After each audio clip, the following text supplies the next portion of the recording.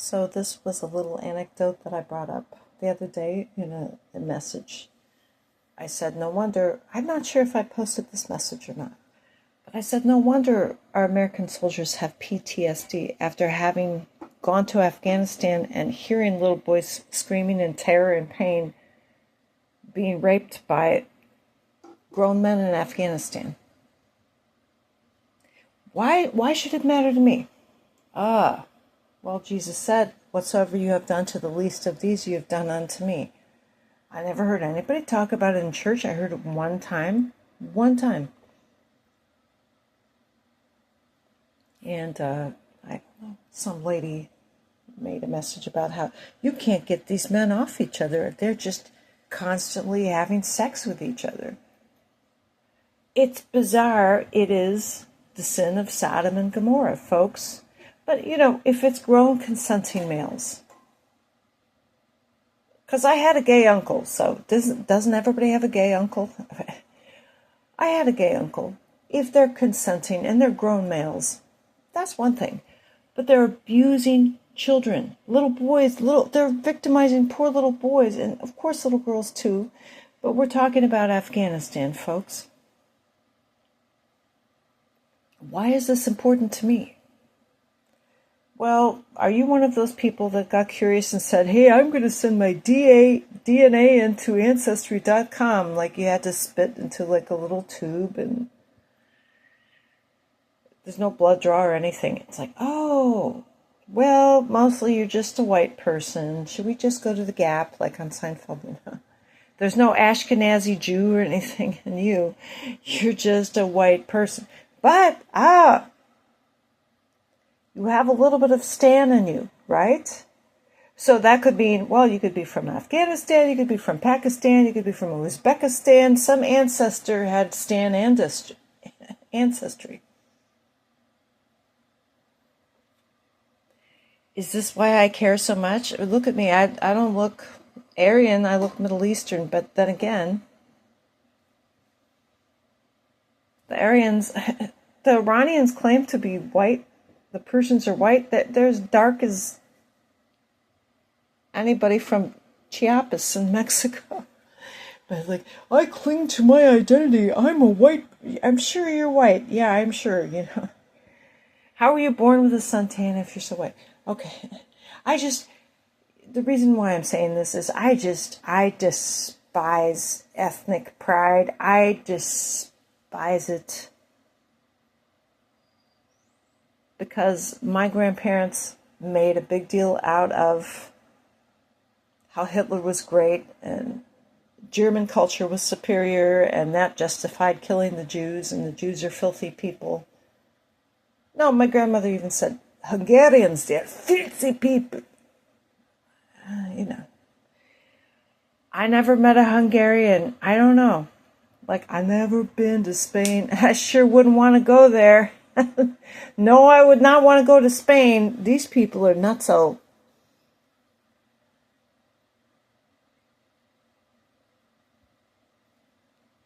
And you look at all these people, they bring their cultures to us and they say, we're superior. Yet you are so oppressive. You are so incredibly oppressive. Can you forgive your grandparents for being Nazis? I guess they didn't know any better. They came to America. It's like, I am absolutely sure that at least half the people that gave them their social services were African Americans, and yet you know what word they used to describe any African American person. That's why I can't even say it. It's so shameful. And my dad would say, oh yeah, the Iranians, they're really Persian, they're really white.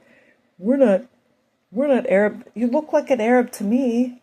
You look pretty much Arab to me. Everybody's intermingled, intermarried.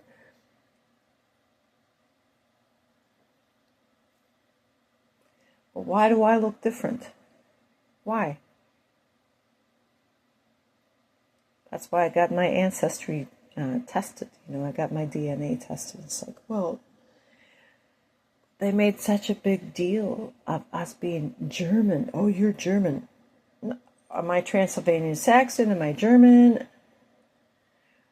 Call me anything but an Afghan. That was like a rug that my mother knitted. You know what I'm saying? You know, that Afghan, that's what it used to be called. I mean, we have lost so much terminology because people just started watching cartoons and sitcoms and Netflix, I guess.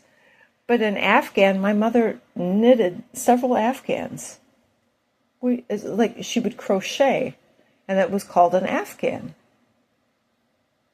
You don't understand it? It's not a person, it's like a blanket made from yarn. And my mother was very good, and she had to, she could knit and crochet like nobody's business. It was very mathematical. Like purl 1, something 2, row 5, purl 1, you know. I was too stupid to learn how to knit. One time I asked, Mother, will you please teach me how to knit? And my fingers were too small to handle those big needles. I can do a change stitch in crochet. But folks, I mean, this is really absolutely shocking. I just brought this up in a message I recently posted. Like, how can people go to Thailand knowing that they are trafficking little children, not just girls, but boys too? Does it matter whether it's boys or girls? Tourists are coming over to Thailand to do unspeakable things to little children, boys and girls. I'm so shocked. Why don't we shut this down?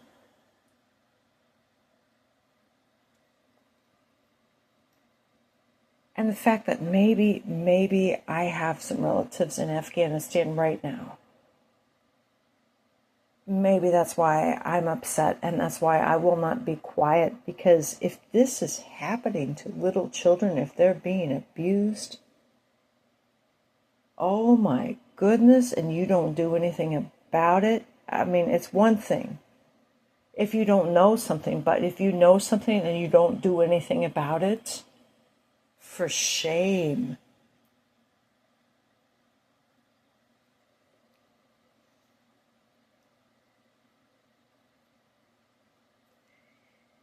This abuse that's happening, it has nothing to do with religion. It has everything to do with demons. Exploiting little children. It is so disgusting and so filthy. Why shouldn't we be angry about it? Do you see any missionaries going over to Afghanistan?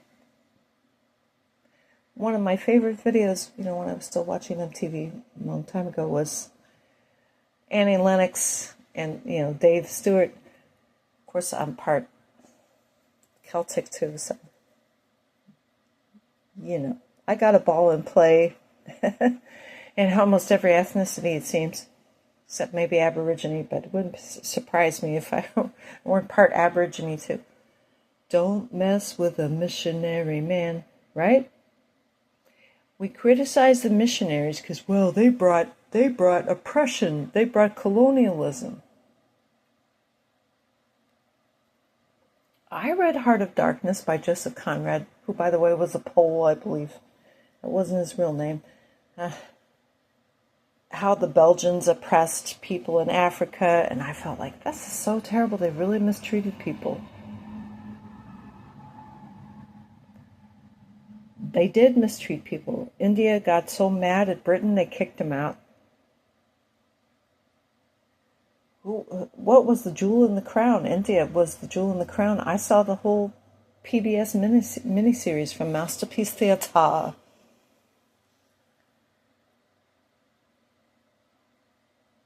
The sun used to never set on the British Empire, so I don't even know if they're like Aryans gone wild or what. But the British definitely had a mission to be taking over the entire world. Who wouldn't put up with it? Tojo. But interestingly enough, in Japan there were Aryans. There were the Ainu. They had beards, they had blue eyes, and they had mustache tattoos, which is kind of strange. So that's a completely different ethnicity than the mainland people that came over. The Ainu was a separate culture. I'm not saying that paganism is good. I'm not saying you should admire it. I'm saying that's people that were actually kind of primitive. But there were huge campaigns against the Ainu over the centuries in Japan, and nobody knows anything about it. History is only what the people tell us. I, being a naturally curious person, I just had to research things. Like, wow, with Professor Wesley Richards, my freshman year in college, I enrolled at 17 years old at Bluffton College. Images of Japan. I was just really, the thing that really led me to be interested in Japan was not Yoko Ono, but I remember looking at Yoko Ono and John Lennon, and I'm like, I'm not really sure what to think about that. I thought she's just a dazzlingly beautiful lady. She doesn't have the straight hair. She's got the kinky hair. You know what I'm saying? And my mom was like, yeah, it was a big scandal. John left Cynthia and he got involved with Yoko, and it was like this huge scandal. And then they had 11, and they were on the cover of Rolling Stone, and they were naked in bed, and they had the lovin'.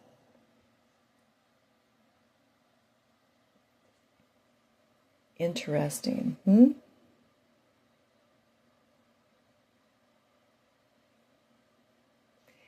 I just really believe that the Ainu culture has been a little bit erased, but there is a reason why Japanese men, they need to shave their beards because they're part Ainu. And I remember the Ainu being described as hirsute. And ironically enough, are you ready? Could she just be quiet? No. My dad had very hairy legs, but he could never grow a beard. So I don't know what that's all about. I had a friend who was Korean in origin. He said, do you have to shave your arms? Do all white women have to shave their arms? I don't have to shave my arms at all. I mean, it's like, no way. When I was a little girl, like sometimes I could see hair on my arms, but it's like once I reached maturity, like there's no hair on my arms. Like, you're such a pervert. Why are you even asking me? Well, I've heard that white women have to like shave their arms. I'm not hirsute like that, so I'm not really sure if I'm more Asian or more Ainu. Couldn't tell you. I know I don't have like the fake mustache tattooed on my face.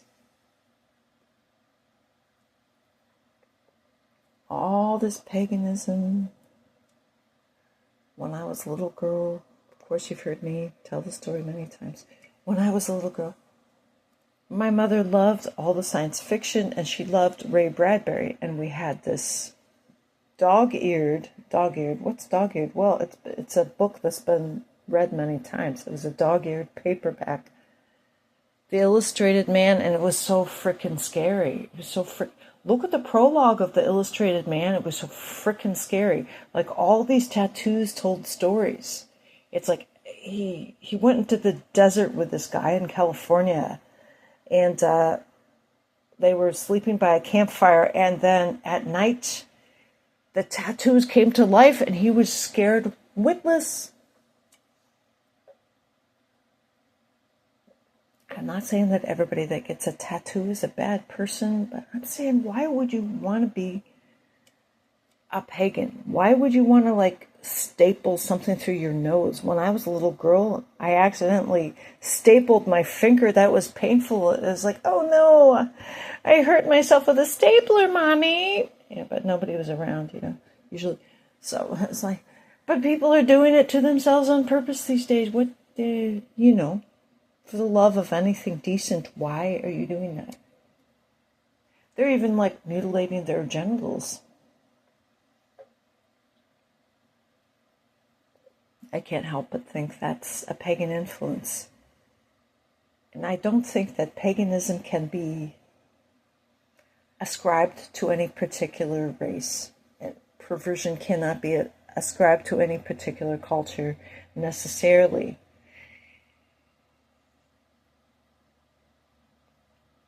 The Bible tells us how to treat one another properly. There are certain Bible scriptures that I used to read that I never hear the pastor quoting them in church. Like, if you think you're becoming inappropriate with your virgin, then go ahead and marry her. Basically, Paul said if you're engaged to a girl and you're starting to get into like a conjugal sort of relationship with her, it'd be better for you to marry her than to not marry her and have sex with her. I never hear that in church at all. Like, I keep hearing the same thing over and over again. Things that don't change society, I think.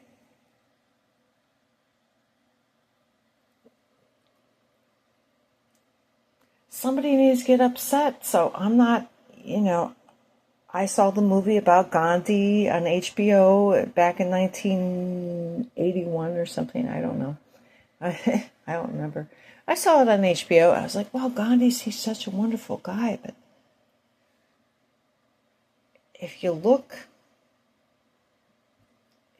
deep into the history of that person, in fact, he wanted to uphold the caste system. So I've heard two things, like, oh, he was against the caste system. No, he actually hated Christianity because he thought the caste system was the way to stability and freedom for his society. And one quote I love from Gandhi, Ben Kingsley, I think he's a Jew, by the way, he played Gandhi in that movie. Was it directed by Steven Spielberg? I don't know. Ironically, directed by a Jew. Who knew? No, I don't know that Steven Spielberg directed it. But it wasn't in the movie. But he said, I like Christ, but I don't like your Christians. And I'm like, yes, bingo, Mr. Gandhi, you were exactly right. If Christians would behave, if they would follow the golden rule, do unto others as you... There are many good Christians, folks, but how many times have we been really injured by people saying that they're Christians? No wonder Pink Floyd wanted to become comfortably numb. No wonder the Beatles fled England and they got on the ashram and realized, hey, drugs are not the answer. But I think,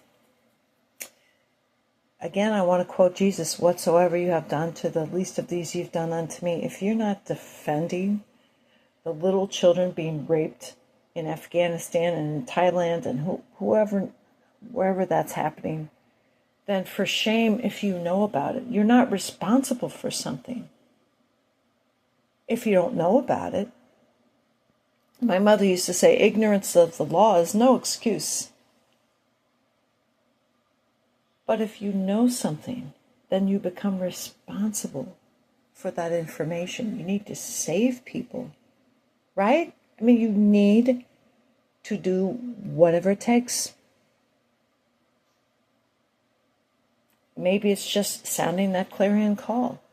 Children are being abused in Asia. Little children, I don't care about Middle East, I don't care about Muslims, Africa, that's, for me, like, I never heard anything about Africa other than voodoo and Boko Haram and stuff like that. It's up to other people to deal with. My ethnicity, I think, I am responsible.